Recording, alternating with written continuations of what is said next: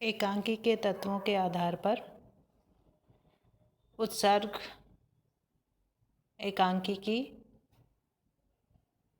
विश्लेषण कीजिए।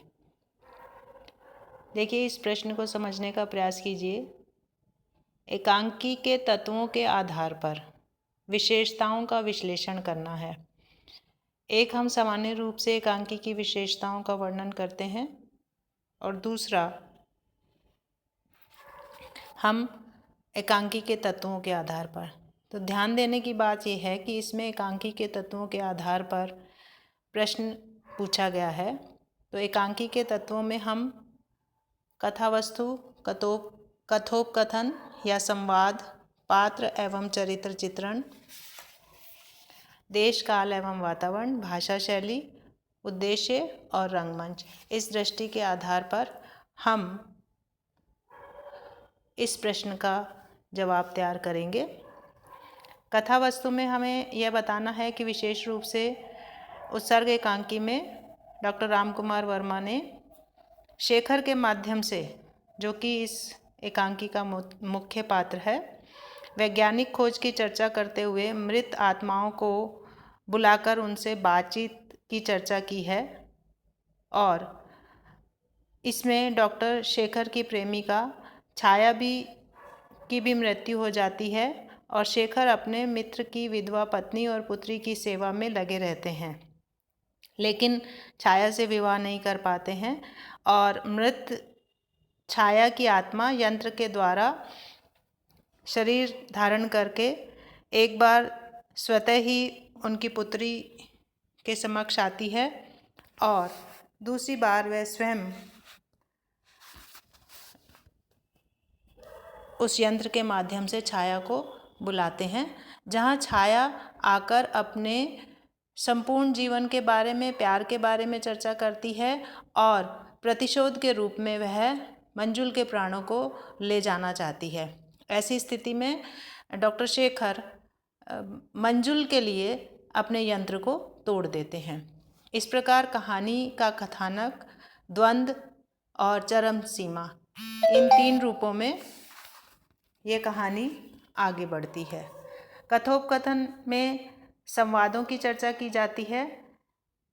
संवाद छोटे होने चाहिए, गहरे होने चाहिए, जो कि कथा सूत्र के विकास करने के लिए सहायक होने चाहिए। चरित्रों की विशेषताओं का वर्णन करने वाले होने चाहिए, और पात्रों के मनोभावों को अभिव्यक्त करने वाले होने चाहिए, और पात्रों के अंदर जो अंतर्द्वंद चल रहा है उसको वह उद्घाटित करने के साथ साथ गतिशीलता और जिज्ञासा से परिपूर्ण होने चाहिए, जिसमें कि हमें उत्सर्ग एकांकी की सफलता दिखानी है।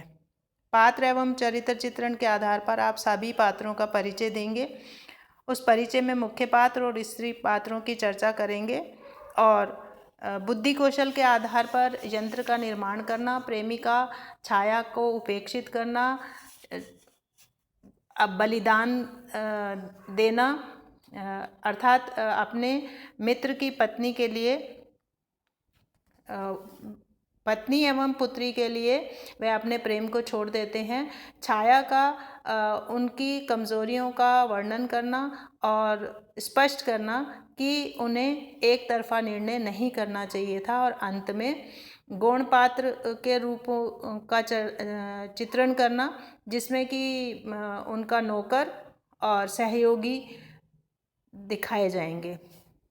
अगला है देश काल और वातावरण। देश काल और वातावरण के हिसाब से वैज्ञानिक दृष्टिकोण को उपस्थित किया गया है, जिसमें सारी चीज़ें, जिस प्रकार नीला पर्दा, रेखाचित्र, नीली रोशनी, वेशभूषा, अंगीठी, आत्मा को बुलाना, यंत्र दिखाना, इस सारी चीज़ों का वर्णन किया जाएगा। भाषा शैली में शब्दों का प्रयोग पात्रों के अनुकूल होना चाहिए, जिसको कि एकांकीकार ने सफलतापूर्वक निभाया है।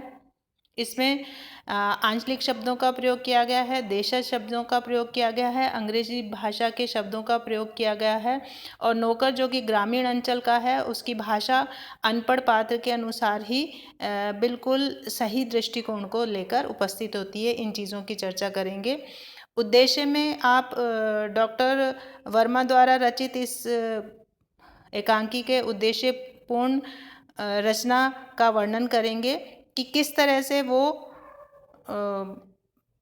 मुख्य पात्र शेखर के माध्यम से अपनी पुत्री की जीवन रक्षा के लिए वैज्ञानिक आविष्कार को, जो कि उनके जीवन भर की मेहनत है, नष्ट कर देते हैं।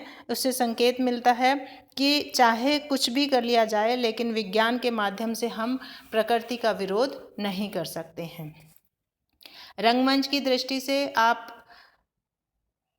चर्चा करेंगे कि किस तरह से एक ही मंच सज्जा के द्वारा या एक ही परिदृश्य में सारे पात्रों का आना जाना दिखाई जाता है। इसलिए बार बार रंगमंच के लिए हमें परिवर्तन करने की आवश्यकता नहीं पड़ेगी। पात्र कम हैं, इसलिए हमें उसे अभिनय करने में भी परेशानी नहीं होगी और परिदृश्य बदलने में भी परेशानी नहीं होगी। रंगमंच की दृष्टि से यह एकांकी पूर्ण रूप से सफल है।